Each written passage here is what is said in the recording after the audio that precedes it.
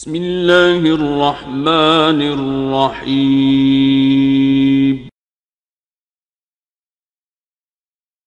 بسم اللہ الرحمن الرحیم۔ مکتب طویت الجالیات الصفرا برید القصیم پیش کرتے ہیں ایک روزہ القصیم اسلامک کانفرنس۔ مسلمانوں کے لیے ایک بہت بڑی آزمائش تھی، مسلمانوں کے لیے بہت بڑی آزمائش تھی۔ کیوں؟ اس لیے کہ کفار اپنی پوری طاقت اکٹھا کر کے مسلمانوں سے غزوہ بدر کا بدلہ لینے کے لیے آ رہے تھے۔ حدیث پاک کا واضح ہے کہ خوشحالی میں اللہ تبارک و تعالیٰ کو بھول جانا اور اللہ کا شکر ادا نہ کرنا اور غم و علم میں جزا اور فضا کرنا، نوح اور ماتم کرنا اور اللہ تبارک رب العزت کی نافرمانی کرنا، یہ سب کافرانہ شیوا ہے، یہ مومنوں کا شیوا نہیں ہے۔ کتنا تجھے اللہ نے عبادت کا شوق لگایا ہے، تو جو رات سوتا ہے نا، یہ بھی نہ سویا کر، بلکہ اصیل ککڑ کی طرح نہ 40 رات ایک ٹانگ پہ کھڑا ہو کے وظیفہ کر، جس طرح آج ہمارے پیر بزرگ کرتے ہیں نا۔ جب تک چلیا نہ کریں ولی نہیں بنتے۔ اعوذ باللہ من الشیطان الرجیم،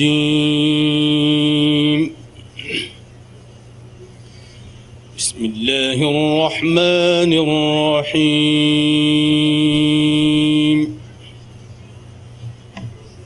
اسے چاہتے ہیں ہم مددگاری، اور تجھے آتی ہے اپنے آرزومندوں کی دلداری۔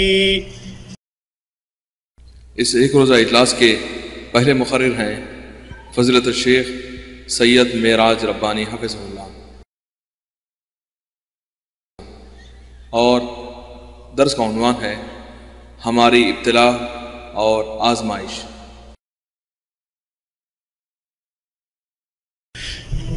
الحمدللہ رب العالمین، والصلاة والسلام علی نبینا محمد وعلی آلہ وصحبہ اجمعین، اما بعد۔ قال اللہ تبارک و تعالی فی کلامہ المجید، اعوذ باللہ السمیع العلیم من الشیطان الرجیم، بسم اللہ الرحمن الرحیم۔ یا ایہا الذین آمنوا اتقوا اللہ حق تقاتہ ولا تموتن الا وانتم مسلمون واعتصموا بحبل اللہ جميعا ولا تفرقوا۔ اللهم صل على محمد وعلى آل محمد كما صليت على إبراهيم وعلى آل إبراهيم إنك حميد مجيد۔ اللهم بارك على محمد وعلى آل محمد كما باركت على إبراهيم وعلى آل إبراهيم إنك حميد مجيد۔ برادران اسلام، نوجوان دوستوں، بزرگوں اور بھائیوں، جیسا کہ آپ کو معلوم ہے کہ آج بتاریخ 24 جمادی الثانیہ 1424 ہجری مطابق 22 اگست سن 2003 عیسوی کو یہ ایک روزہ کانفرنس زیر اہتمام اسلامک گائیڈنس سینٹر صفرا برید القصیم اس استراحے کے اندر منعقد ہو رہی ہے، جس میں اللہ کے فضل و کرم سے مختلف جگہوں کے علماء حضرات دعات مبلغین تشریف فرما ہیں۔ انشاءاللہ تبارک و تعالی شام تک، رات گئے تک آپ ان کے پروگرامز، ان کی تقاریر سے انشاءاللہ مستفید ہوں گے۔ میرے عزیزوں، میرے دوستوں اور بھائیوں، آج کی اس بزم میں جیسا کہ آپ کو معلوم ہے کہ میری تقریر کا جو موضوع ہے وہ ہے ابتلا اور آزمائش۔ اللہ تبارک و تعالیٰ سے دعا ہے کہ اللہ تبارک و تعالیٰ ہمیں اس موضوع کو بیان کرنے کی توفیق عطا فرمائے، اور اللہ کہنے اور سننے سے زیادہ ہم سب کو عمل کی توفیق عطا فرمائے، آمین یا رب العالمین۔ میرے عزیزوں، دوستوں اور بھائیوں، ابتلا یعنی امتحان، آزمائش، یہ ایسا لفظ ہے جس کو ہم سب اچھی طرح سے اپنی زندگی میں محسوس کرتے ہیں، جانتے ہیں، اور اس کو یقینی طور پر اس کے اوپر ہر ایک شخص یقین رکھتا ہے۔ اور ہم آپ کو یہ بتائیں کہ یہ ابتلا اور یہ آزمائش یہ اللہ تبارک و تعالیٰ کی سنت ہے، اللہ تبارک و تعالیٰ کا طریقہ ہے، وہ اپنے بندوں کو آزماتا ہے۔ کیوں آزماتا ہے؟ اس کی وجہ کیا ہے؟ خود اللہ تبارک و تعالیٰ اس کا جواب دیتا ہے کہ الذی خلق الموت والحیات لیبلوکم ایکم احسن عملا۔ اللہ نے تمہیں موت اور زندگی عطا فرمائی ہے اس لیے تاکہ وہ تمہیں آزمائے، تمہارا امتحان لے کہ تم میں اس دنیا کے اندر سب سے بہترین عمل کرنے والا کون ہے، سب سے بہترین عمل، سب سے بہترین کمائی کرنے والا کون ہے۔ اللہ تبارک تعالیٰ نے اس دنیا کے اندر ہمیں ہماری زندگی کا یہ مقصد بتلایا ہے۔ میرے عزیزوں، یہ دنیا راحت و ابتلا، دار الابتلا ہے، یہ دار الامتحان ہے۔ اللہ کے رسول صلی اللہ علیہ وسلم نے فرمایا کہ دنیا مزرعۃ الآخرہ، دنیا آخرت کی کھیتی ہے، دنیا دار الابتلاء ہے. اور مومن کے لیے اللہ کے نبی نے فرمایا الدنیا سجن المومن، دنیا یہ مومن کا قید خانہ ہے. تو ایک مسلمان کے لیے یہ دنیا دار الابتلاء ہے، دار المحن ہے. خوشی اور غم، رنج اور راحت، یہ دونوں ساتھ ساتھ اس زندگی کے ساتھ چلتے ہیں. جب سے دنیا وجود میں آئی ہے تب سے یہ سلسلہ اللہ تبارک و تعالیٰ کا جاری اور ساری ہے. اور یہی امتحان یا یہی آزمائش جب مومن کے اوپر آتی ہے تو اس کے کچھ اور مقاصد اور اہداف اللہ تعالیٰ کے ہاں ہوتے ہیں، لیکن یہی آزمائشیں، یہی مشقتیں، یہی پریشانیاں جب کسی کافر کے اوپر آتی ہیں تو وہ ان کے لیے عذاب ہوتا ہے. اللہ تبارک و تعالیٰ دنیا ہی کے اندر ان کو عذاب دینا چاہتا ہے. عام مومنوں کے لیے یہی اللہ تبارک و تعالیٰ کی گرفت اور پکڑ آزمائش کہلاتی ہے، اور کافروں کے لیے یہی عذاب ہے. نبی کریم صلی اللہ علیہ وسلم ارشاد فرماتے ہیں، حضرت ابو یحییٰ صہیب ابن سنان رضی اللہ تعالیٰ عنہ اس حدیث کے راوی ہیں، فرماتے ہیں کہ اللہ کے نبی نے فرمایا کہ عجبا لامر المؤمن ان امره كله له خیر وليس ذلك لاحد الا للمؤمن. کہ مومن کا معاملہ بڑا عجیب و غریب ہے. مومن کا ہر معاملہ اس میں خیر ہی خیر ہے. کوئی بھی معاملہ مومن کا ہو اس میں خیر ہی خیر ہے، اس میں خیر ہی خیر ہے. لیکن یہ بات صرف مومنوں کے لیے خاص ہے، کافروں کے لیے ہر معاملہ خیر ہی خیر نہیں ہے. اللہ کے نبی نے فرمایا ان اصابتہ سراء شکر، اگر اسے کوئی تکلیف ہوتی ہے، کوئی مصیبت پہنچتی ہے، کوئی دکھ ہوتا ہے تو اللہ کا شکر ادا کرتا ہے. فکان خیرا لہ، تو یہ شکر اللہ تبارک تعالیٰ کے ہاں بہت پسند ہوتا ہے، اس کے لیے اس میں خیر ہے. وَإِنْ أَصَابَتْهُ ضَرَّاء، اور اگر اسے کوئی مصیبت پہنچتی ہے، اگر اسے خوشی پہنچتی ہے تو شکر ادا کرتا ہے، اور اگر اسے مصیبت پہنچتی ہے تو وہ صبر کرتا ہے. فَكَانَ صَبْرًا لَهُ، تو اس کے لیے صبر کے اندر خیر اور بھلائی ہے. مطلب اس حدیث پاک کا واضح ہے کہ خوشحالی میں اللہ تبارک و تعالیٰ کو بھول جانا اور اللہ کا شکر ادا نہ کرنا، اور غم و علم میں جزا اور فضا کرنا، نوح اور ماتم کرنا، اور اللہ تبارک رب العزت کی نافرمانی کرنا، یہ سب کافرانہ شیوا ہے. یہ مومنوں کا شیوا نہیں ہے. مومن کا شیوا یہ ہے کہ اللہ اسے نعمتیں عطا فرمائے تو ان نعمتوں پر اللہ کا شکر ادا کرے، تواضع اور انکساری اختیار کرے، اللہ تبارک و تعالیٰ کی زیادہ سے زیادہ اطاعت و فرما برداری کرے. اور اللہ تبارک و تعالیٰ اگر کوئی مصیبت اس کے اوپر وقتی طور پر، یا اس کی مصیبت کسی بیماری، کسی دکھ، کسی مشقت کے اندر اگر اپنے مومن بندے کو ابتلا اور آزمائش میں ڈال دے تو اس کے اوپر صبر کرے، اس کے اوپر صبر کرے. میرے عزیزو، نتیجہ یہ ہے کہ ابتلا اور آزمائش جب اللہ عز و جل کی یہ سنت ٹھہری اور اس کا طریقہ قرار پایا، جیسا کہ اللہ تبارک و تعالیٰ کا ارشاد اور اس کا فرمان ہے کہ وَلَنَبْلُوَنَّكُمْ بِشَيْءٍ مِّنَ الْخَوْفِ وَالْجُوعِ وَنَقْصٍ مِّنَ الْأَمْوَالِ وَالْأَنفُسِ وَالثَّمَرَاتِ. اے میرے مومن بندو، ہم تمہیں آزمائیں گے. اللہ اچانک نہیں آزماتا، اللہ نے تمہیں سب سے پہلے خبردار کر دیا ہے کہ اس دنیا میں یہ پوری زندگی تمہارے لیے آزمائش ہے، اور ہم تمہیں آزمائیں گے. کیسے آزمائیں گے؟ آزمائش کی شکل و صورت کیا ہوگی؟ اللہ نے فرمایا من الخوف، دہشت ڈال کر کے، تمہارے درمیان ڈر ڈال کر کے، خوف ڈال کر کے، تمہارے کلیجے منہ کو آئیں گے، اتنا ڈر تمہیں محسوس ہوگا، اتنا خوف تمہیں لگے گا. یہ خوف اور دہشت تمہارے درمیان ڈال کر کے ہم اس ڈر سے تمہیں آزمائیں گے.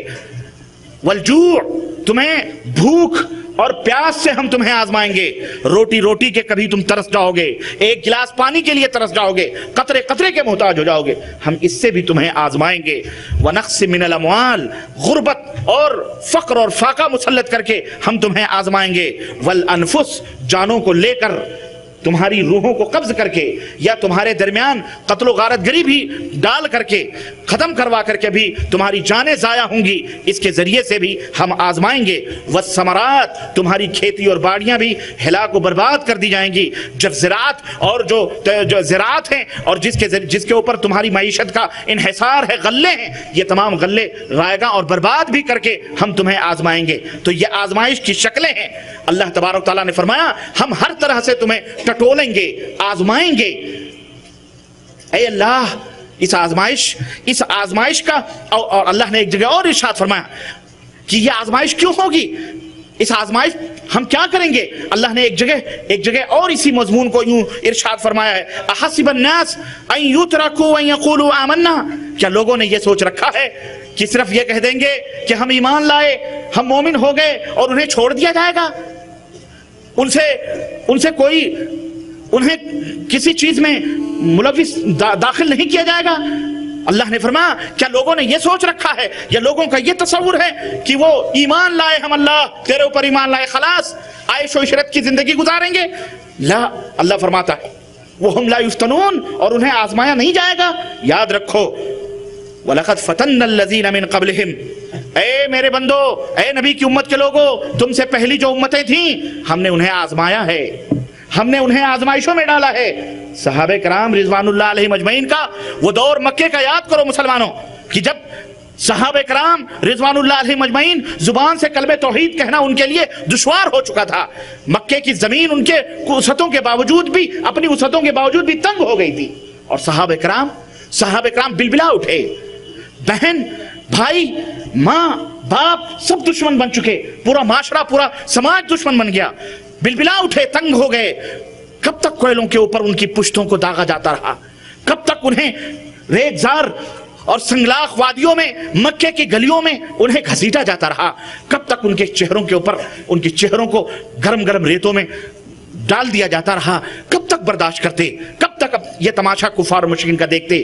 نبی کریم صلی اللہ علیہ وسلم کی خدمت میں آئے اور نے کہا، کعبے سے ٹیک لگائے ہمارے نبی بیٹھے تھے، اللہ کے نبی سے کہنے لگے اما دعوت للہ، اے اللہ کے نبی دعا کریں اللہ تبارک تعالیٰ سے، اب ہم برداشت نہیں کر سکتے، صبر کا پیمانہ لبریز ہو چکا ہے، اللہ کے رسول اللہ سے دعا کریں۔ کب دعا کریں گے؟ ہم ختم ہو جائیں گے، مر جائیں گے، مٹ جائیں گے مکے کے اندر، یہ ہم کو ختم کر دیں گے کفار و مشرکین، اللہ سے دعا کریں۔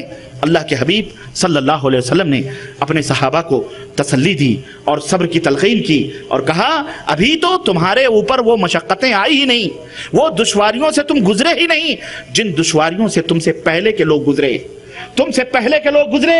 سنو میرے صحابہ، تم سے پہلے کے لوگ ایسے ایسے تھے کہ ان کے جسموں کو ننگا کر کے لوہے کے آنکڑوں اور لوہے کے پنجوں سے ان کے جسموں سے گوشت کو نوچا جاتا تھا۔ کس بنا پر؟ ایمان کی بنا پر، توحید کی بنا پر گوشت اور چمڑوں کو کھرچا جاتا تھا۔ تم میں کا کوئی شخص مومن کفار اور مشرکین کے سامنے لایا جاتا اور اس کی مانگ کے اوپر بیچ سر کے اندر آری رکھی جاتی اور یوں کھڑے کھڑے اس کو چیر دیا جاتا تھا۔ کیا تم ان مرحلوں سے ابھی گزرے ہو؟ صحابہ کرام خاموش ہو گئے۔ ابھی یہ مرحلہ نہیں آیا تھا، ابھی یہ موقع نہیں آیا تھا، ابھی یہ مرحلہ نہیں آیا تھا۔ اللہ کے نبی نے فرمایا صبر کرو۔ انبیاء اور رسول بھی یہ مشقتیں جھیل کر کے گئے ہیں اور اتنی مشقتیں انہوں نے اٹھائی ہیں کہ جب یہ آزمائشیں دیکھیں تو انہوں نے کہا متی نصر اللہ، اے اللہ تیری مدد کب آئے گی، اے اللہ تیری مدد کب آئے گی؟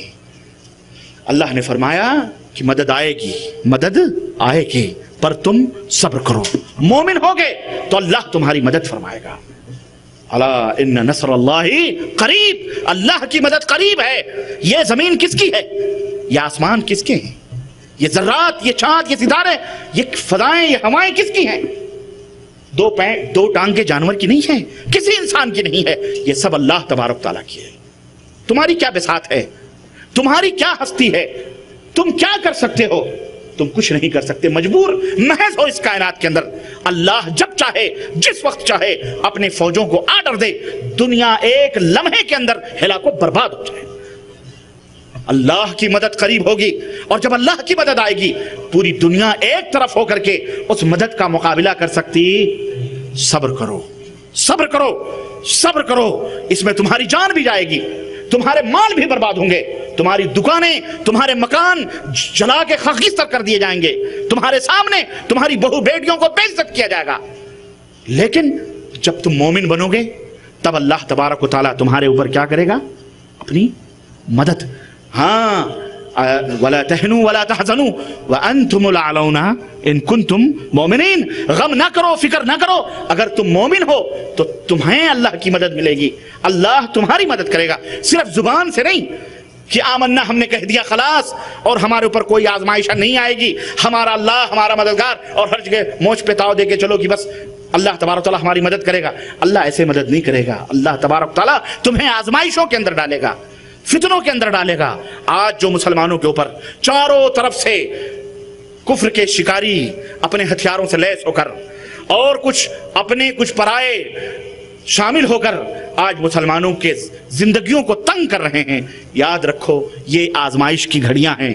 یہ آزمائش اللہ تبارک و تعالیٰ کی سنت رہی ہے, طریقہ رہا ہے. اللہ نے فرمایا وَلَقَدْ فَتَنَّ الَّذِينَ مِن قَبْلِهِمْ فَلَيَعْلَمَنَّ اللَّهُ الَّذِينَ صَدَقُوا وَلَيَعْلَمَنَّ الْكَاذِبِينَ. یہ آزمائش کیوں؟ تاکہ سچوں اور جھوٹوں میں اللہ فرق پیدا کرتے. سچے مومن کون ہیں اور زبان سے کہنے والے جھوٹے مومن ایمان کا دعویٰ کرنے والے کون ہیں؟ اللہ جب تک فرق نہیں کرے گا تب تک اس دنیا میں تمہیں چین و سکون. ہاں ورنہ تو مومن ایماندار کہنے والوں کی کھیپ 1.25 ارب 1.5 ارب سے بھی زائد ہے. مسلمان کہلانے والے 1.25 ارب 1.5 ارب سے بھی زائد, کروڑ ہا کروڑ مسلمان موجود ہیں. لیکن اس میں سچے کتنے ہیں, جھوٹے کتنے ہیں, یہ اللہ تبارک و تعالیٰ اسی طرح سے آزمائے گا. میرے عزیزو, یہ آیتیں ہمیں بتلاتی ہیں کہ اللہ تبارک و تعالیٰ اپنے بندوں کو آزماتا ہے. تو پھر اگر اللہ رب العزت کی آزمائش اپنے بندوں کے اوپر آتی ہے, اپنے بندوں کو کیا کرنا, اللہ کے بندوں کو کیا کرنا چاہیے؟ آئیے ان کے ایمان کا کیا تقاضا ہونا چاہیے, آئیے خود اللہ عز و جل سے پوچھتے ہیں. اے بار الہ, جب تیری آزمائشیں, اول اللہ ہم اس لائق ہی نہیں ہیں کہ ہم تیری آزمائشوں کے اوپر پورے اتر سکیں, لیکن اے اللہ اگر تیری آزمائش آئے تو ہم کیا کریں؟ خود قرآن سے پوچھتے ہیں, حضرت محمد الرسول اللہ صلی اللہ علیہ وسلم سے پوچھتے ہیں, اپنی تاریخ اسلامی, جو اسلامی اتہاس ہمارا تاریخ ہے, ہسٹری جو ہے, ہم اس سے پوچھتے ہیں. ماضی میں گزرے ہوئے انبیاء اور رسول کی تاریخ اٹھا کر کے دیکھتے ہیں, آخر اس اللہ کی آزمائش میں انہوں نے کیا کیا. سب کو آزمایا گیا تو ان آزمائشوں کے موقع پر انہوں نے کیا کہا, یہاں تک کہ اللہ کے محبوب بندے بن گئے, یہاں تک کہ غم و علم کی بدلیاں ان کے اوپر سے چھٹ گئیں. انہوں نے کیا کیا؟ قرآن کریم ہمیں آواز دیتا ہے کہ اے لوگو, جب تم اللہ کی آزمائشوں سے دوچار ہو جاؤ تو کیا کرو؟ اللہ فرماتا ہے وَبَشِّرِ الصَّابِرِينَ الَّذِينَ إِذَا أَصَابَتْهُمْ مُصِيبَةٌ قَالُوا إِنَّا لِلَّهِ وَإِنَّا إِلَيْهِ رَاجِعُونَ أُولَئِكَ عَلَيْهِمْ صَلَوَاتٌ مِّن رَّبِّهِمْ وَأُولَئِكَ هُمُ الْمُهْتَدُونَ.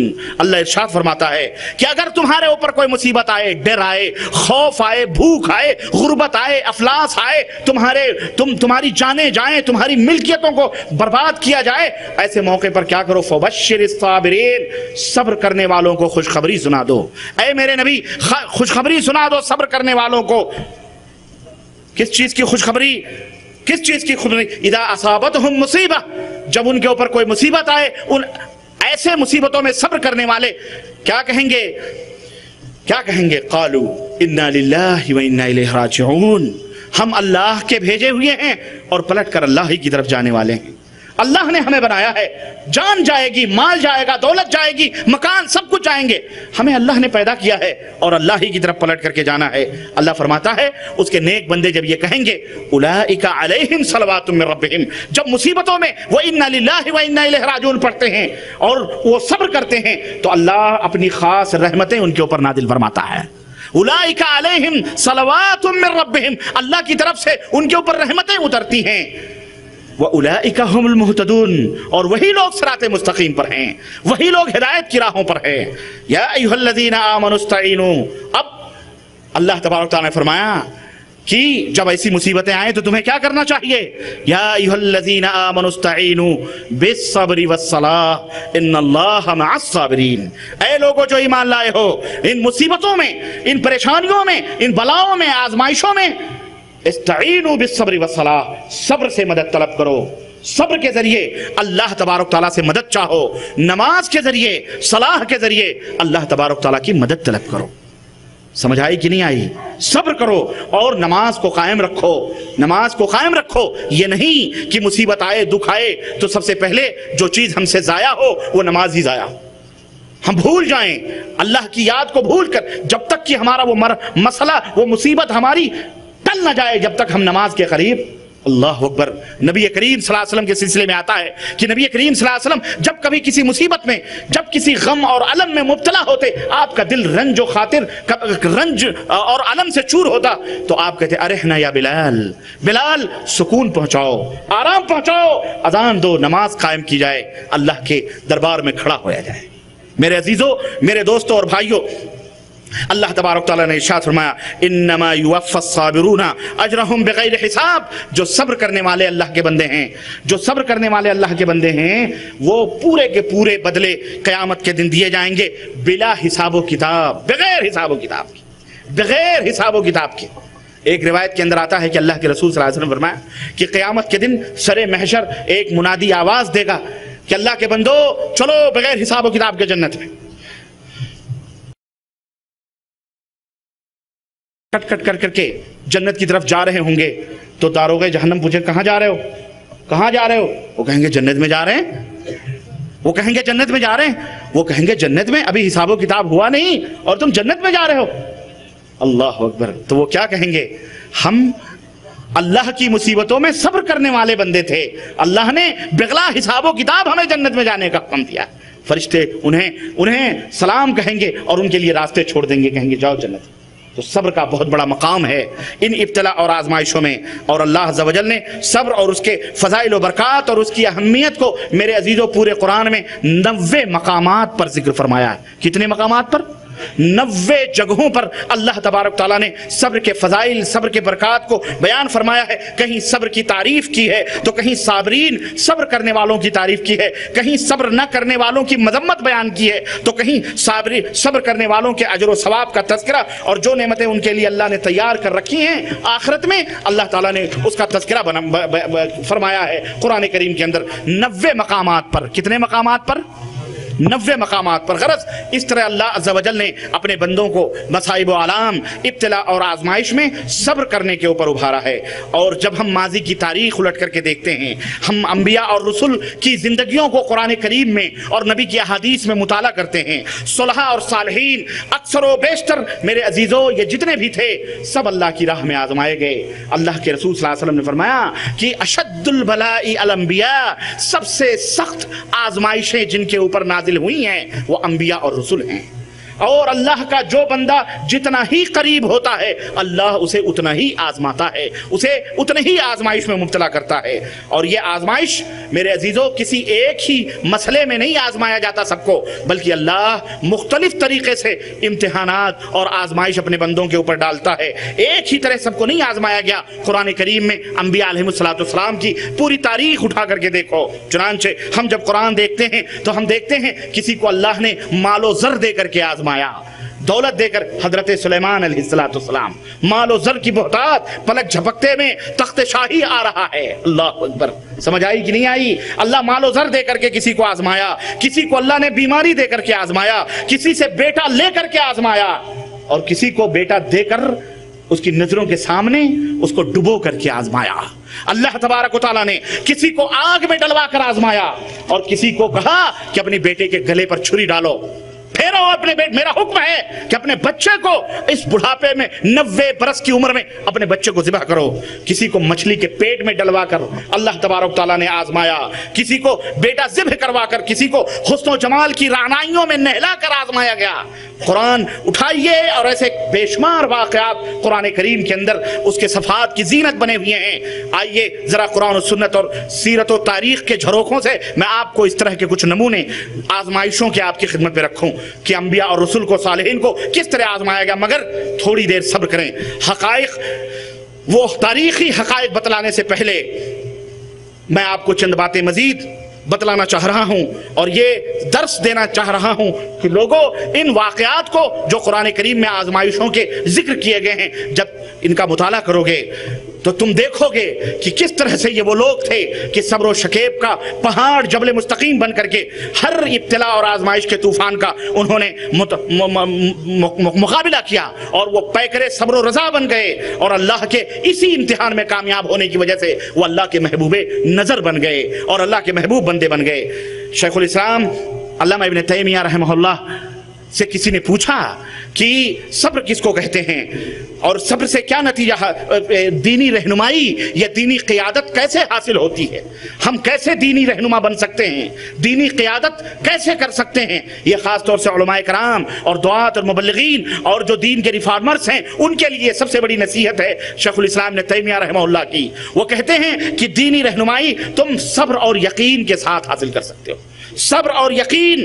اما سمعت اللہ یقول، क्या तुमने अल्लाह का फरमान नहीं सुना? वजअलना अइम्मतन यहदूना बिअमरिना लम्मा सबरू व कानू बिआयातिना यूक़िनून। अल्लाह ने रब्बुल इज़्ज़त ने फरमाया कि हमने ऐसे इमाम बनाए जो हमारे हुक्म से हिदायत हासिल करते हैं, हमारे फरमुदात से उनको रोशनी मिलती है, हिदायत हासिल करते हैं। किस बेस पर? सब्र करते हैं वो, और अल्लाह के ऊपर मुकम्मल यकीन रखते हैं। तो सब्र और यकीन ये दो ऐसी खूबियां हैं कि इंसान को कायद बनाती हैं, इंसान को रहबर बनाती हैं। लेकिन जिनके दिलों के अंदर सब्र ना हो और अल्लाह की नुसरत और मदद का यकीन ना हो, जाजिम यकीन ना हो कि इंशाअल्लाह हम इसके ऊपर डटे रहेंगे, अल्लाह की मदद जरूर आएगी, ऐसे लोग अगर उनके दिलों में यकीन ना हो तो कायद और रहनुमा बनने की सलाहियत नहीं रखते हैं। इसलिए हालात जितने भी बिगड़ जाएं, हालात जितने भी अबतर हो जाएं, अगर आप हक की राहों पर डटे, हक आपको मिल गया है तो यकीन के साथ उसके ऊपर सब्र करें और डट जाएं कि आज नहीं तो कल, इन्ना मअल उसरि युसरा। हर तंगी के बाद आसानी है, हर सूरज निकलने के बाद अल्लाह तबारक व तआला, हर सूरज डूबने के बाद में, तारीकी आने के बाद में अल्लाह तबारक तआला सफीदे सहर नमूदार फरमाता है, सुबह का सवेरा आता है। पैगंबर इस्लाम हजरत मोहम्मद रसूलुल्लाह सल्लल्लाहु अलैहि वसल्लम की कदमों को, की आहटों से मक्के की गलियों को सूना कर देना चाह रहे थे कुफार मक्का। नबी करीम सल्लल्लाहु अलैहि वसल्लम का चलना फिरना दुश्वार कर दिया था। आपके जानिसार सहाबा रिजवानुल्लाह अलैहिम अजमईन के ऊपर मसाइब के पहाड़ टूटे। मदनी ताजदार की वो बीवी जो कदम कदम पर खदीजुल कुबरा, वो बीवी जो कदम कदम पर अपने माल, अपनी दौलत, अपनी सब कुछ उसने निछावर कर दिए, निसार कर दिए, वो इस दुनिया से रुखसत हो गई, इस दुनिया से रुखसत हो गई। एक आखिरी सहारा चचा अबू तालिब इस दुनिया के अंदर जो हर कुफार और मुशरिकीन के खड़े किए गए मसाइब के सामने नबी की हिफाजत की दीवार बन करके वो चचा अबू तालिब बुढ़ा खड़ा होता था और कहता था, मेरे भतीजे तक पहुंचने के लिए मुझ बुढ़े की लाज से कुफारे मक्का तुम्हें गुजरना पड़ेगा। मैं इस जमीन, इस जब तक आखिरी सांस भी, आखिरी खतरा भी मेरे जिस्म में बाकी रहेगा, मेरे भतीजे तक तुम नहीं पहुंच सकते हो, मेरे भतीजे को कोई ईजा और तकलीफ नहीं पहुंचा सकते। आखिर वो चचा भी खत्म हो गया, चचा भी मर गया, और वो आम, वो साल अल्लाह के नबी ने गमो अलम का साल करार दिया। और अब वो सहारे, जिन सहारों पर नबी करीम सल्लल्लाहु अलैहि वसल्लम तौहीद की दावत मक्के के अंदर देते थे, ये सहारे टूट गए, तमाम रिश्ते खत्म हो गए, मक्के वाले और शदीद दुश्मन हो गए। उस वक्त अर्श से आवाज आई, अर्श से आवाज आई, सुब्हानल्लज़ी यसरा बिअब्दिही लैलन मिनल मस्जिदिल हरामी इलल मस्जिदिल अक़सा। ए मेरे हबीब, मक्के वालों ने तेरे कदमों की आहट से मक्के की गलियों को सूना करना चाहा, खामोश करना चाहा। अरे मक्के की गलियों को छोड़, आ हम तुझे आसमान की पहनाइयों से और उसकी बुलंदियों से हम किनार करते हैं। इन्ना मअल उसरि युसरा। हर तंगी के बाद में, हर तंगी के बाद में आसानियों का सूरज तुलू होता है। नबी करीम सल्लल्लाहु अलैहि वसल्लम ने उसी साल अल्लाह तबारक तआला ने अपने पास बुलाया, नबी को तसल्ली दी, गम न करो, फिक्र न करो, तुम तो हमारी तरफ से भेजे गए रसूल हो, तुम्हें इस तरह कबीरा खातिर नहीं होना चाहिए। अरे जमीन पर अगर तुम्हारा कोई नासिर, तुम्हारा कोई हामी, तुम्हारा कोई मददगार नहीं है, न सही वल्लाहु यासिमुका मिनन नास, तुम दावत व तबलीग के अंदर फस्दा बिमा तुमर के जो है फराइज अदा करते रहो, डंके की चोट पर तौहीद की बातें बयान करते रहो। हम तुम्हारी हिफाजत के लिए तने तनहा काफी हैं, तने तनहा। अल्लाह अकबर। मेरे अजीजों, ये आजमाइश की घड़ियां आई थी नबी का, लेकिन नबी ने वावेला नहीं मचाया, नबी ने शोर नहीं मचाया, सब्र किया। अल्लाह ने मेराज जैसा मोजज़ा अता फरमाया, जन्नत की सैर करवाई, जहन्नम दिखलाया। अल्लाह अकबर। अपना मुस्तकर देख के आए, अपनी उम्मत को आकर के जन्नत और जहन्नम के पूरे मनाजिर नबी करीम सल्लल्लाहु अलैहि वसल्लम ने बतलाए कि नहीं बतलाए? हमारे दिलों के अंदर यकीन पैदा किया, ईमान और मजीद रोशन हुआ, मजीद सबात और इस्तिकामत नबी करीम सल्लल्लाहु अलैहि वसल्लम को हासिल हुई। अर्ज करने का मतलब यह है कि वाक़यतन हकीकत यह है कि जब दिलों के अंदर सब्र जैसा जौहर पैदा होता है और यकीन जैसा नूर पैदा होता है, इंसान तरक्की की राहों पर गामजन होता है। और ये एक मोमिन का शेवा है। ये किसका शेवा है? हाँ, ये अहले ईमान का शेवा है।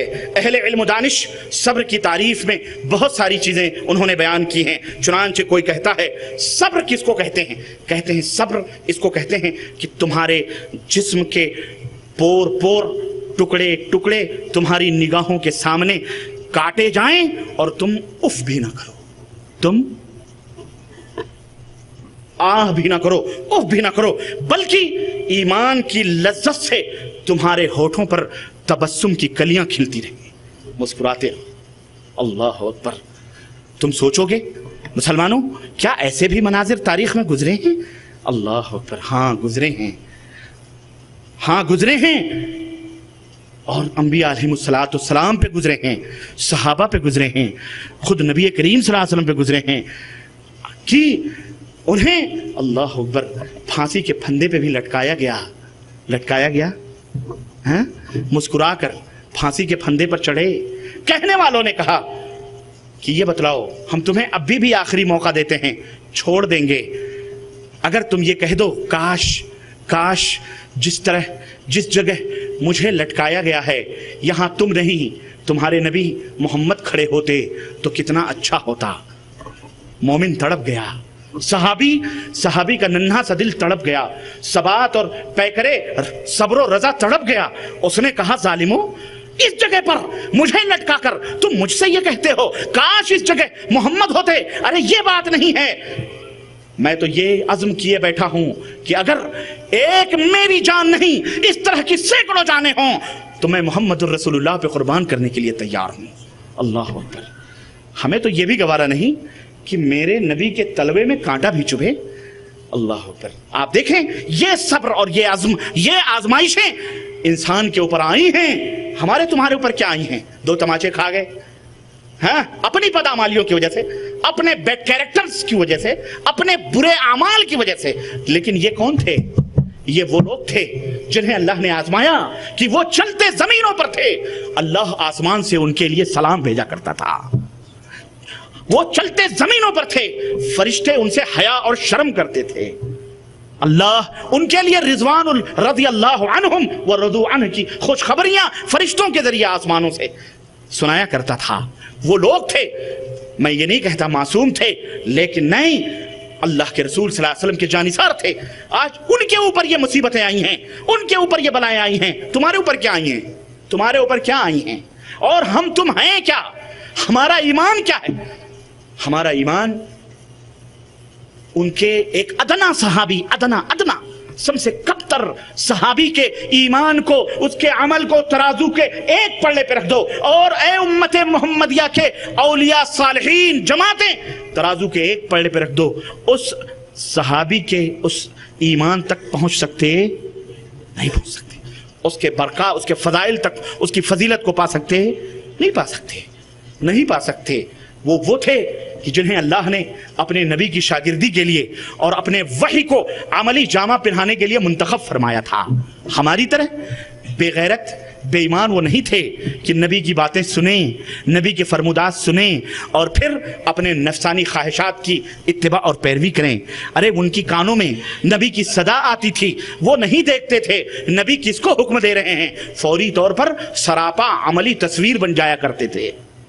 इसकी एक नहीं सैकड़ों मिसालें सहाबे कराम मौजूद हैं, वो किसी और मौके पर। तो सब्र किसको कहते हैं? बाज लोगों ने यह कहा कि जिस्म के टुकड़े टुकड़े किए जाएं, लेकिन तुम अल्लाह के क़ज़ा और क़द्र पर, ईमान की जो क़ज़ा और क़द्र, तकदीर के खैर और शर पर जो लज्जत है, इस लज्जत से तुम लोग मुस्कुराते रहो, तुम्हारे लबों के ऊपर मुस्कुराहट खिलती रहे। और किसी ने कहा कि सब्र कहते हैं कि तुम अल्लाह तबारक व तआला की खुशी में खुश रहो और जो अल्लाह को पसंद हो वही तुम्हें भी पसंद हो। और तीसरा कौल यह है कि सुकून और चैन के फौत हो जाने की फिक्र से, सुनो, ये आज की बात है, आज की बात है। थोड़ी देर के लिए सुकून और चैन तितर बितर हुए। सब्र किसको कहते हैं? बाज लोग मुफस्सिरीन ने यह भी कहा है कि सब्र सुकून और चैन के फौत हो जाने की फिक्र से ज्यादा अजरो सवाब के हासिल करने की फिक्र हो बंदे को। अजरो सवाब क्यों? बला और आजमाइश जितनी सख्त होगी उतने ही ज्यादा तुम्हें अजर और सवाब भी मिलेगा, उतने ही तुम्हारे मकामात भी बुलंद होंगे। या अय्युहल्लज़ीना आमनू, या अय्युहल्लज़ीना आमनु अस्बिरू वसाबिरू वराबितू वत्तकुल्लाह लअल्लकुम तुफ्लिहून। ऐ ईमान वालो, सब्र करो और आपस में एक दूसरे को सब्र की तलकीन करो, राब्ते और आपस में तैयारी करो, आपस में एक दूसरे से मिलजुल करके रहो। वत्तकुल्लाह, और बुराइयों से बचते रहो, अल्लाह और रसूल की नाफरमानियों से बचते रहो, लअल्लकुम तुफ्लिहून, ताकि तुम कामयाब हो जाओ। मेरे अजीजों, तारीखी हकाइक और नमूने कुरान और अहादीस और सीरतों से पेश करने से पहले जरा हम ये समझते हैं कि ये आजमाइशें आती क्यों हैं, आजमाइशें क्यों आती हैं। दरअसल इसमें बंदे का अपना खुद फायदा है और अल्लाह तबारक व तआला, जैसा कि मैंने बतलाया, अच्छे और बुरे की तमीज करना चाहता, उसको पता है, लेकिन वो ये नहीं चाहता कि इसी बंदों के अंदर खलत मलत रहें, वो कंफर्म करना चाहता है। इसलिए 4 फायदे पाने के लिए अल्लाह तबारक व तआला अपने बंदों को आजमाता है। नंबर 1, अगर बंदा नेक है, मुआहिद है, मोमिन है, तो अल्लाह उसके ऊपर इब्तिला और आजमाइश की घड़ियां लाता है ताकि दुनिया और आखिरत में उसके दर्जात को बुलंद किया जाए। अल्लाह ताला उसे बुलंद करना चाहता है, अल्लाह तबारक व तआला उसे रिफात और बुलंदी देना चाहता है, उसे बुलंद करना चाहता है। अब क्या चीज है जो उसे बुलंद करे? वो चाहता है, चाहे तो वैसे भी बुलंद कर सकता है, लेकिन नहीं, अगर वैसे बुलंद करे तो सब वही 100 के नंबर लेके आएंगे। वो चाहता है कि जरा सा आजमाए कि इनमें 99, 80, 85 तो सब तो एक ही धर्रे पे नहीं आएंगे, इल्ला मन रहमल्लाह। इसमें किसी का सब्र कम होगा, किसी का ज्यादा होगा, है ना। उसकी नजर में तो नेक हैं, साले हैं, ठीक है, लेकिन इसमें सब्र के मामले में थोड़ा कम, ऊंची और कमी बेशी होती रहेगी। इसलिए रिफत और बुलंदी अता करने के लिए अल्लाह तबारक तआला आजमाइश में डालता है। बस अगर वो सब्र करते हैं, सवाब की उम्मीद अल्लाह से रखते हैं, तो अल्लाह अबदुल आबाद तक, हमेशा तक के लिए उनके जिक्र को भी बुलंद फरमा देता है। उनके तस्करे होते रहते हैं मजलिसों के अंदर, महफिलों के अंदर, उन्हें बतौर नमूना, बतौर मिसाल अल्लाह के बंदे अपने दरमियान पेश करते रहते हैं। एक तो ये, और दूसरी वजह जो अल्लाह आजमाइश में डालता है, उसकी वजह यह है कि दिल की तरबियत और उसकी इस्लाह होती है। दिल के ऊपर शैतान का हमला होता है, जंग लग जाते हैं, अल्लाह से दूरी हो जाती है, तो अल्लाह तबारक व तआला दिल को तरबियत देता है कि किस चीज की, और किस चीज की तरबियत देता है? इखलास की, लिल्लाहियत की, ताकि वो आजमाए और इस आजमाइश में उसे अच्छे और बुरे और अपने और पराये की पूरी तमीज हो जाती है। अपने और पराये की पूरी मिसाल, कोई पूरी तमीज हो जाती है। उसको चंद टकों, चंद पैसों की जरूरत है, चारों तरफ हाथ मारता है, कोई उसको देने वाला। अब उसकी तरबियत होती है, बंदे इखलास पैदा कर, लिल्लाहियत पैदा कर, अल्लाह तबारक तआला से मांग, अल्लाह तबारक तआला तुझे देने वाला है। तुझे इस दुनिया में जब तक वो न चाहे कोई दे सकता नहीं दे सकता है। तरबियत होती है ये, ताकि अल्लाह तबारक तआला की तस्दीक करे वो। और तीसरा ये है कि सबूत बंदगी पेश करवाने के लिए, यानी अल्लाह तबारक तआला चाहता है कि वो जाने, वो बंदा जाने कि क्या वाकई सिर्फ वो अल्लाह ही का बंदा है। बंदे के बारे में अल्लाह तबारक तआला ये जानना चाहता है, क्या वाकई ये जो दावा करता है कि मैं अल्लाह का बंदा हूं, क्या ये वाकई अल्लाह का बंदा है? क्यों? इसलिए कि सिर्फ बंदगी के ऐलान करने से कि हम अल्लाह के बंदे, हम मुसलमान हैं, हम मुसलमान हैं, हम मुसलमान, सिर्फ ऐलान करने से कुछ नहीं होता, बल्कि उसके लिए पुख्ता दलीलें चाहिए। ऐसे मौके पर अल्लाह आजमाता है क्या? और उसकी सबसे बड़ी दलील क्या है कि अगर खालिस अल्लाह तबारक तआला का बंदा होगा तो जब भी कोई मुसीबत या दुख, कोई परेशानी होगी तो किसको पुकारेगा? अल्लाह को। मुशरिक होगा तो अल्लाह उसकी समझ में उठते बैठते भी या पीर पीरा हरो ही कहेगा, हरिहर महादेव ही कहेगा, है कि नहीं? हे विष्णु, हे ब्रह्मा, हमारी मुसीबत को। लेकिन जो खालिस अल्लाह का बंदा होगा वो किसको पुकारेगा? और ये उसकी आजमाइश, सबसे बड़ी आजमाइश, जिससे अल्लाह पहचानता है कि ये बंदा जुबान से दावा करता है, क्या वाकई मुझसे मोहब्बत करता है? अगर ये मुझसे मोहब्बत करेगा तो मुझे पुकारेगा। ये तो ये दुनिया में भी अल्लाह ने ये मेयार रखा है कि जो सिर्फ अल्लाह को पुकारते हैं वो किसके बंदे हैं, और जो अल्लाह के सिवा दूसरों को पुकारते हैं वो कौन हैं? हाँ, समझ जाओ, वो डुप्लीकेट लोग हैं। भले ला इलाहा इल्लल्लाह पढ़ें, वो मुसलमान नहीं हैं, बल्कि अल्लाह के वो बंदे जो अल्लाह ही को पुकारते हैं वही मुसलमान हैं। चुनांचे बहुत सारे लोग बंदगी का दावा भी करते हैं, लेकिन जब कोई मुसीबत आती है, कोई परेशानी आती है, तो अल्लाह को भूल जाते हैं, अल्लाह को भूल जाते हैं, और फिर वो फिसल जाते हैं, वो अहद व पैमान अल्लाह से जो है वो टूट जाते हैं उनके। और इस आजमाइश का सबसे बड़ा फायदा ये होता है कि अल्लाह तबारक ताला ये अल्लाह को मालूम होता है कि वाकई तौर पर ये उबूदियत के मकाम पर फाइज है कि नहीं है, ये इसी इत्तला और आजमाइश के ज़रिए से उसे पता चल जाता है। और एक और चीज़ है, चौथी चीज़ ये है कि इस आजमाइश की वजह से, ये जो आजमाइश आती है, इब्तिला और आजमाइश में आदमी मुलव्विस होता है, अल्लाह तबारक व तआला उसके गुनाहों को मिटाकर उसे अजर व सवाब अता फरमाता है। वो चाहता है कि इसके गुनाहों को मिटाएं। अब वो फ़राइज़ अदा करता है, सब कुछ अदा करता है, नेकियां बढ़ रही हैं, तो अल्लाह ताला चाहता है कि इसको किसी आजमाइश में मुब्तला करें ताकि इसके गुनाहों को भी मिटाते रहें। चुनांचे अल्लाह ताला उसे आजमाइश में डाल करके उसके अजर व सवाब में ज़्यादती अता फरमाता है, और यह अजर व सवाब अल्लाह के यहाँ जमा होता रहता है। और जब वो मरेगा तो इंशाअल्लाह ताला उसके सामने, उस अमीन के सामने, वो पूरे अजर व सवाब उसके सामने होंगे। अल्लाह रब्बुल इज्जत ने कुरान करीम के अंदर इरशाद फरमाया कि मा कान अल्लाहु लियज़रल मुमिनीना अला मा अंतुम अलैहि हत्ता यमीज़ल खबीज़ मिन अत-तय्यिब। अल्लाह तबारक तआला मोमिनों में से चाहता है कि अच्छे और बुरों को तमीज़ कर दे, फ़र्क बयान कर दे कि ये अच्छे मोमिन हैं और ये कौन मोमिन हैं, ये गंदे और बुरे मोमिन हैं। और मेरे अजीज़ों, एक और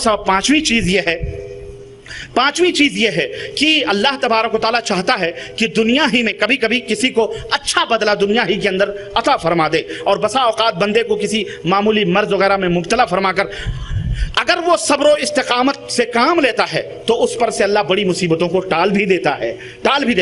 और बसा औकात किसी मुसीबत में मुब्तला करके उन्हें कोई दूसरी अच्छी नेमत अता फरमाता है। मिसाल के तौर पर आपको बताऊं, हज़रत उम्मे सुलैम का वाक़या आप सबको मालूम। हज़रत उम्मे सुलैम अबू तलहा की बीवी थी। एक दफ़ा का वाक़या है कि वो बताते हैं कि अबू तलहा बाहर थे कहीं, और दोनों बच्चों का इंतकाल, जो बच्चा था अबू तलहा का बेटा, वो इंतकाल कर गया। उम्मे सुलैम ने क्या किया, उसको नहलाया धुलाया, कफन पहनाकर एक रूम के अंदर आराम से सुला दिया, और अपने घर वालों से कहा कि अबू तलहा आएंगे तो उनको बताना नहीं। उस माँ ने अपने ज़ैब ज़ीनत किए, 16 सिंगार किए उस रात, और 16 सिंगार करके बैठी। शौहर आया, शौहर ने पूछा बच्चा कैसा है, उसकी तबीयत कैसी है। उस माँ ने अपने दिल पर कितना बड़ा सब्र किया होगा। उसने कहा आपका बच्चा आराम से सो रहा है दूसरे कमरे के अंदर। चुनांचे बीवी ने खाना खिलाया पिलाया और आराम से बिस्तरे पर लेटे, और बिस्तरे पर लेटर मियाँ और बीवी ने हम बिस्तरी की, और बच्चे की लाश मौजूद है। मियाँ और बीवी ने हम बिस्तरी की, और हम बिस्तरी के बाद फिर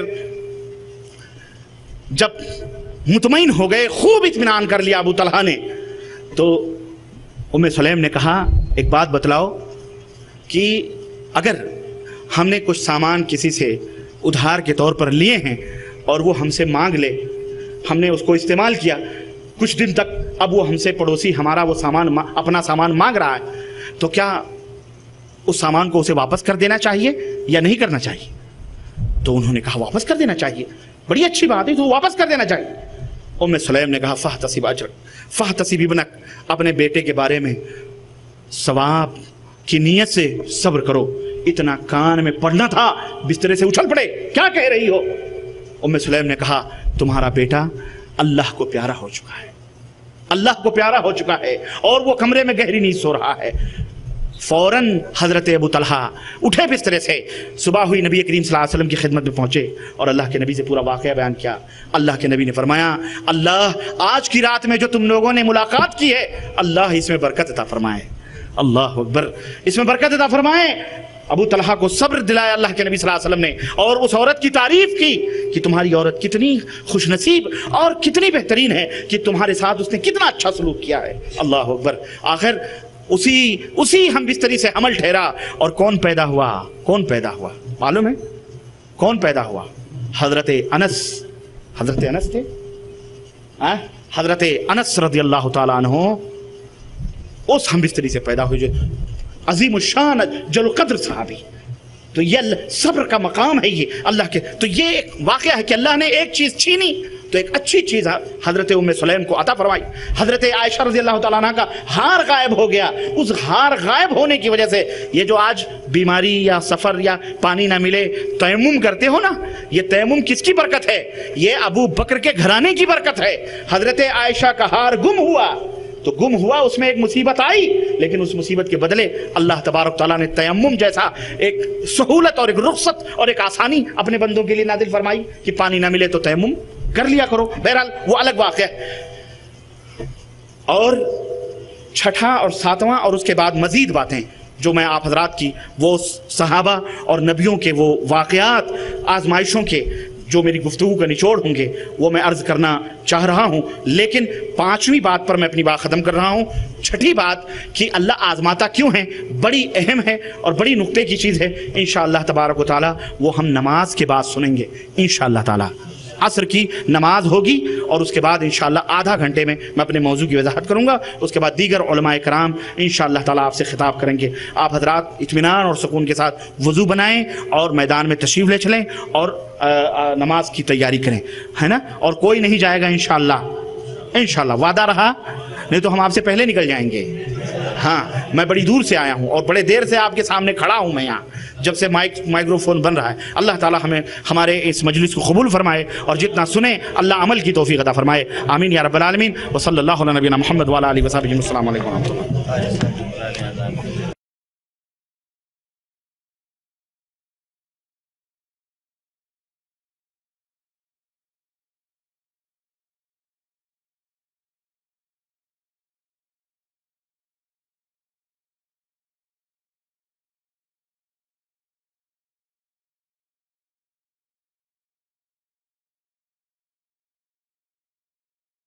تو اس کافر صوفیت کو حضرت حکیم الامت مسلمان بنا چکے. اس کتاب کے اندر اس مسلمان بنانے کی سر سے پیر تک کوشش کی گئی. یہ کتاب لکھی ہے شریعت و طریقت, کیوں؟ تاکہ اس صوفیت کو مسلمان بنا دیں. یعنی یہ گونگی بہری صوفیت بے دلیل و بے حجت قرآن اور احادیث موضوع روایات کو نہ جانے کہاں کہاں سے لا کر جمع کر کے اس کو اسلام بنا کر کے پیش کیا امت کے سامنے کہ طریقت جو ہے شریعت سے مختلف نہیں ہے. ارے دونوں ایک ہی چیز ہے, دونوں ایک ہی چیز ہے. چنانچہ یہ دیکھیے پہلا صفحہ آپ اٹھا کر کے اس کو دیکھیے. پہلا صفحہ اس کے اندر حضرت فرماتے ہیں کہ شریعت احکام تکلیفیہ کے مجموعے کا نام ہے. اس میں اعمال ظاہری اور باطنی سب آ گئے ہیں اور متقدمین کی اصطلاح میں لفظ فقہ کو اس امر کا مرادف یعنی ہم معنی سمجھا جاتا ہے. جیسے امام اعظم ابو حنیفہ سے فقہ کی یہ تعریف منقول ہے کہ معرفت النفس ما لہا وما علیہا, یعنی نفس کے نفع اور نقصان کی چیزوں کو پہچاننا. پھر بہرحال پھر متاخرین کی اصطلاح میں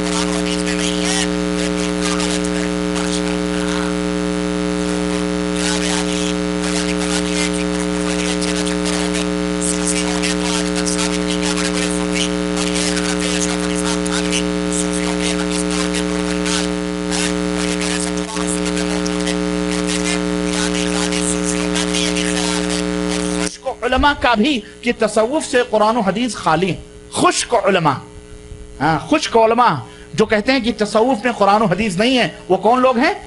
وہ خشک علماء ہیں. روغن بوٹیاں والے نہیں ہیں, وہ حضرت خود ہی ان کا اندر ہے. یعنی ان بیچاروں کو کوئی حلوے مانڈے ملنے والے نہیں, خشک ہیں بالکل, بالکل کھرے وہابی جس کو کہہ لو, ہے کہ نہیں؟ ہاں بھائی, ان کو تو روٹی بھی کوئی نہیں دیتا بیچاروں کو. بوٹی کہاں سے ملے, روٹی نہیں کوئی پوچھتا.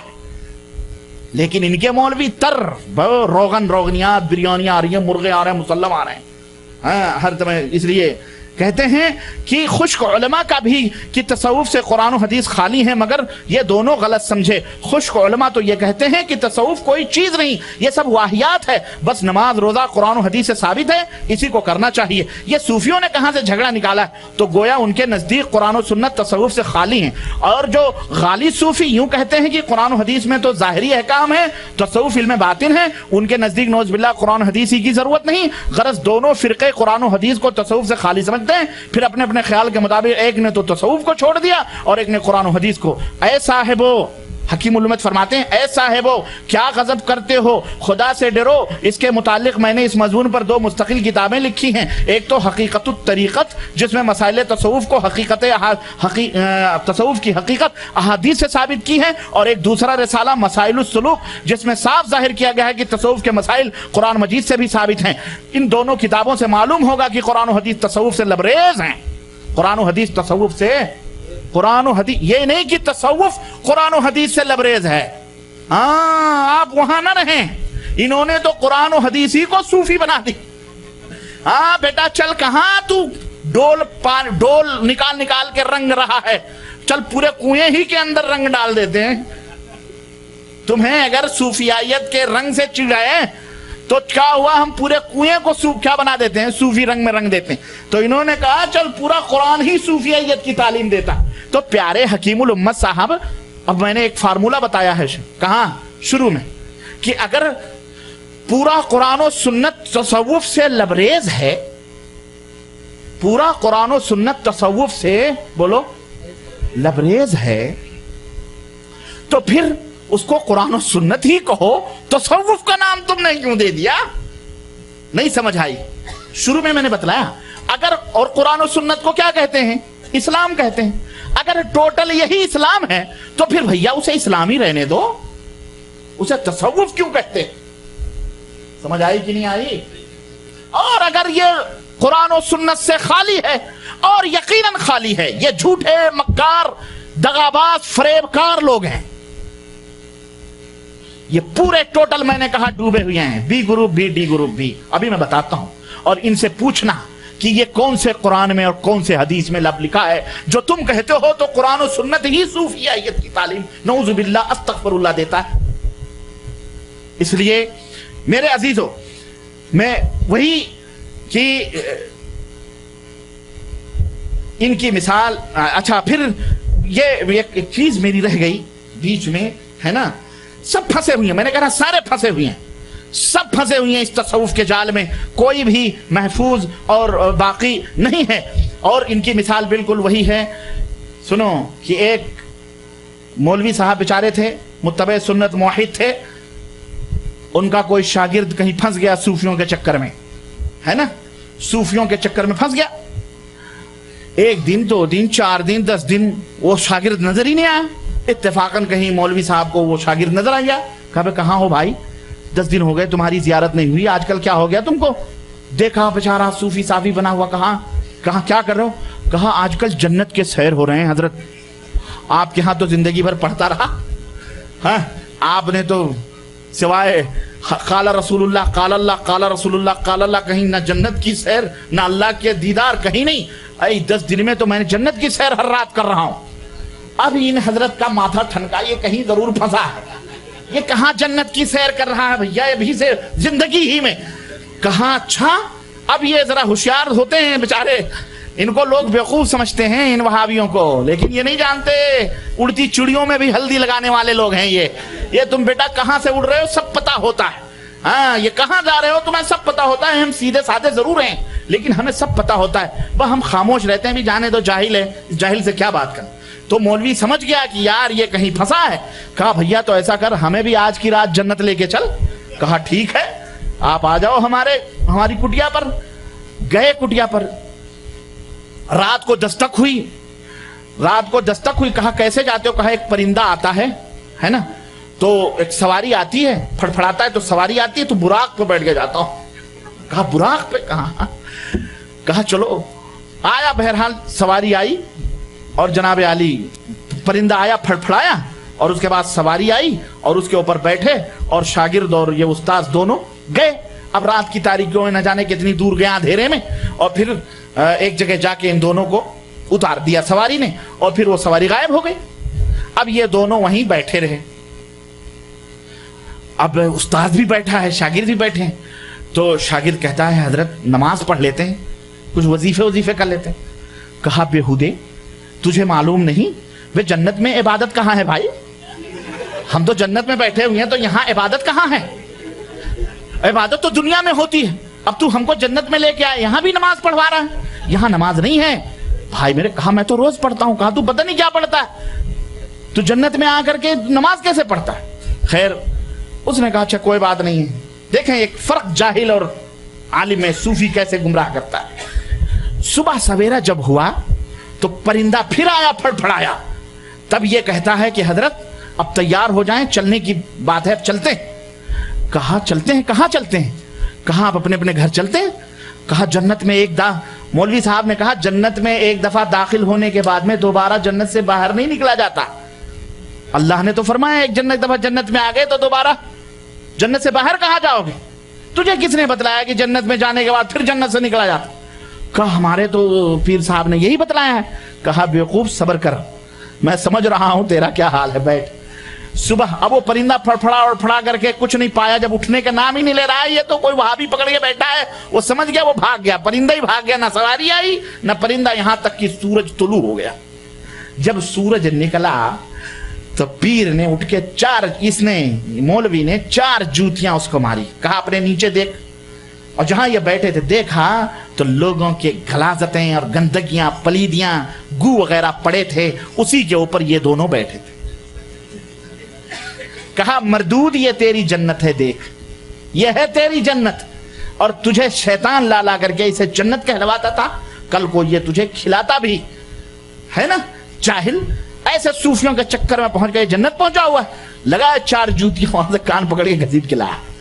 ये मेरे अजीजों, ये इसी तरह से बिल्कुल जो कम पढ़े लिखे लोग हैं बेचारे जाहिल, इन सूफियों के जालों में आते हैं। अल्लाह नजर आएगा, अल्लाह ऐसे नहीं तो ख्वाब में नजर आएंगे। हमारे यहाँ देखो टोलियां घूम रही हैं इसी लालच में, 2 चिल्ले मार दो, 3 चिल्ले, रसूलुल्लाह घर पे आ जाते हैं, बोसा लेते हैं। हाँ जिब्रील आते हैं, जिब्रील।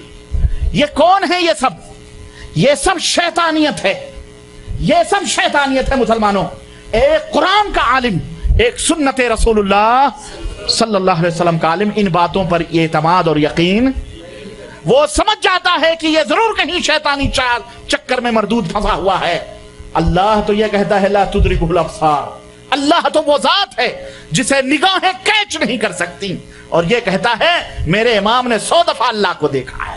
और यही नहीं, जनाब अली कहते हैं माफी जुब्बती इल्लल्लाह, बायजीद बुस्तामी ने कहा मेरे जुब्बे में सिवाय अल्लाह के कोई नहीं है।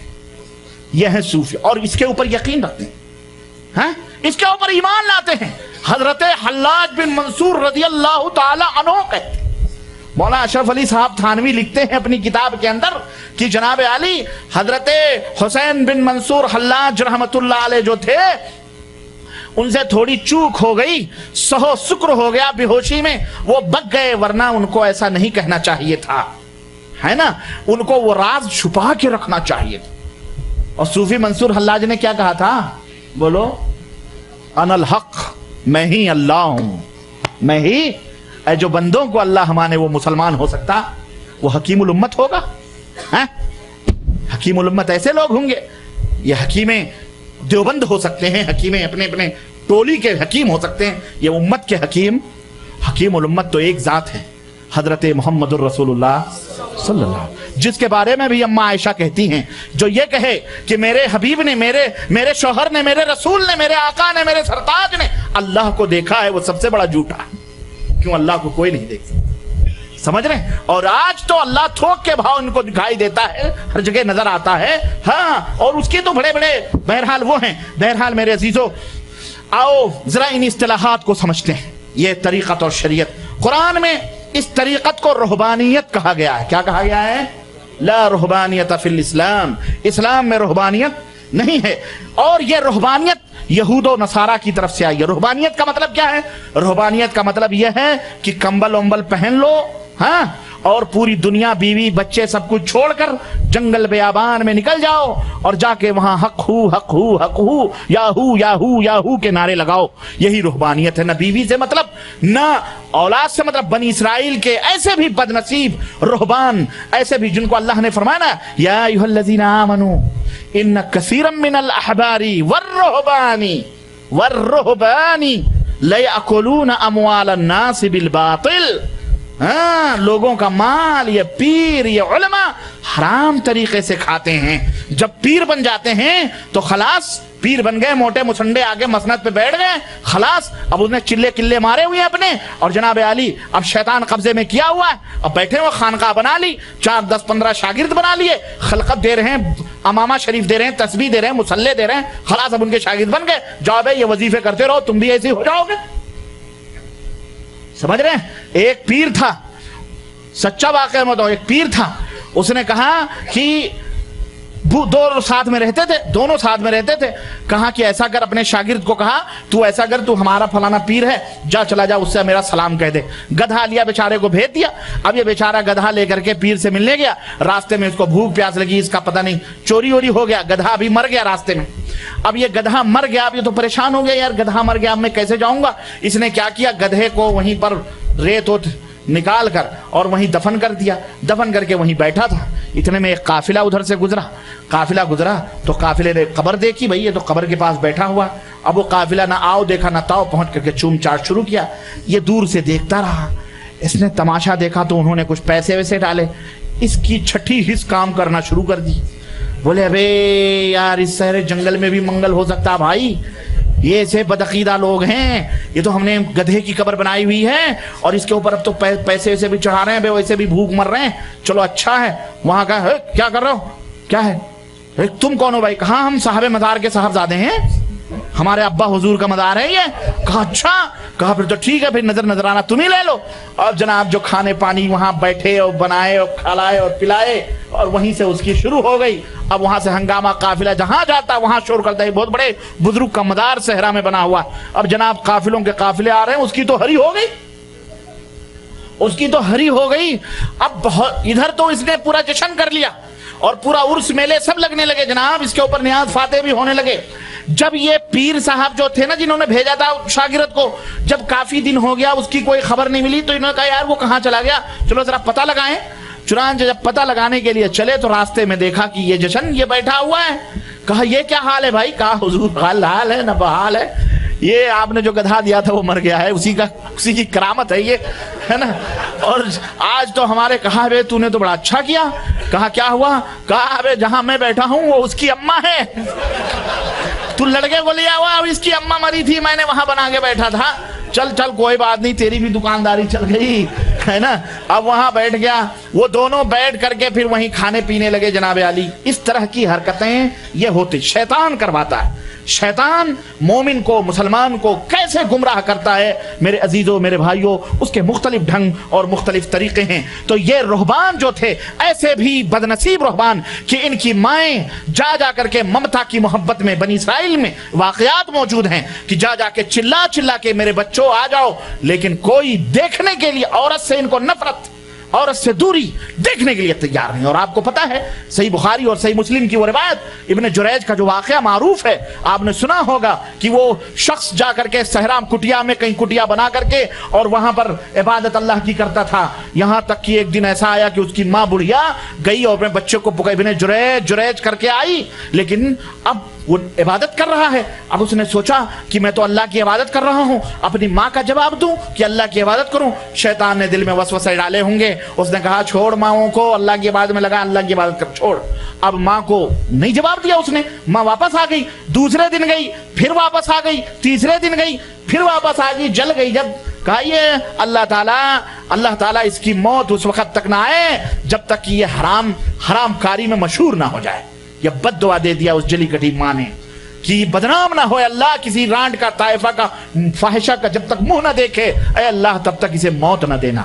آخر وہ ماں بیچاری چلی آئی. ایک دن ایسا ہوا کہ محلے والے، شہر والوں نے، ایک مشہور ہو گیا، ایک فاحشہ عورت تھی، اس کو اس کی عبادت سے سب لوگ حسد کرتے تھے بنی اسرائیل کے لوگ. انہوں نے کہا یار اس کو تیار کرو اور اس کو بدنام کرے. اب وہ آپس میں کھچڑی بنی. وہ فاحشہ عورت نے گئی جریج کے پاس اور اس نے اپنے آپ کو پیش کیا. اس نے انکار کر دیا کہ میں اللہ کا نیک بندہ ہوں, میں یہ سب کام نہیں کرتا. اس کو تیش لگی, اتنی حسین و خوبصورت عورت خود پیش کر رہی ہے اور اس کے بعد بھی وہ کچھ نہیں کر رہا ہے. اس نے کہا اچھا میں تجھے خبر لے دوں تو کتنا متقی ہے. اپنے جا کے ایک چرواہا تھا, چرواہے سے بدکاری کروائی اس نے, اور اس کے بعد کچھ دن کے بعد پیٹ بڑھا, حمل ٹھہرا, اور لوگوں نے پوچھا یہ کیا ہوا, تو کنواری تھی. کہا یہ جریج نے ہمارے ساتھ یہ حرکت کی ہے, یہ اسی کا بیٹا ہے. اب لوگ تو پہلے سے انتظار میں تھے, اور جناب عالی لے کے ڈنڈے لے کے لٹھی جو کٹیا شریف پہ پہنچے ہیں تو خانقاہ شریف ڈھاپ آگے برابر کی, اور دے جوتے دے چپل دے مار. جب مار پیٹ کے تب اس چلایا, یہ کہتا بھائیو کیوں مار رہے ہو ہم کو, سبب کیا, وجہ کیا؟ تب لوگوں نے کہا سبب کیا ہے, زناکار بدکار کٹیے میں فحش کاری کرتا ہے, بدکاریاں کرتا ہے اور اس طرح کی حرکتیں کرتا ہے. کہا واللہ میں نے یہ حرکت نہیں کی ہے. کون ہے وہ؟ کہا یہ عورت, اس عورت نے, تو اس عورت کے ساتھ تو نے بدکاری کی ہے, یہ دیکھ گود میں اس کے بچہ ہے, یہ وہی پیدا ہوا ہے.